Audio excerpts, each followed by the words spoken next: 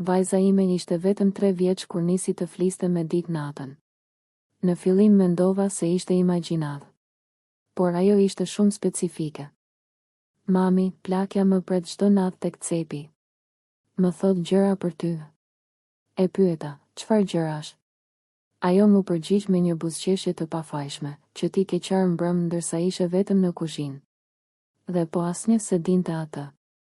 Natë pas nate, e gjeja zgjuar në të njëjtën orë, duke parë nga cepi i dhomës. Bëra një provë, vendosa një telefon që të filmonte gjithë natën. Kur e pash videon në minutën e 2:43, vajza ime u ngrit në gjumë, u kthye nga cepi dhe ngriti dorën lart, sikur po i jepte diçka dikujt. Në atë moment nga këndi i errët, kamera kapi një lëvizje. Jo të qartë, por një formë, një përkulje, si një trup i mbledhur. Kur ja tregova hoxhës, më tha: "Jo çdo fëmijë ka sy të mbyllur. Disa shohin më shumë se ç'duhet." U larguam nga ajo shtëpi. Dhe ajo nuk e përmendi më kurrë plakën. As në ëndër. A mendoni se fëmijët janë më të ndjeshëm ndaj botës që s'duket?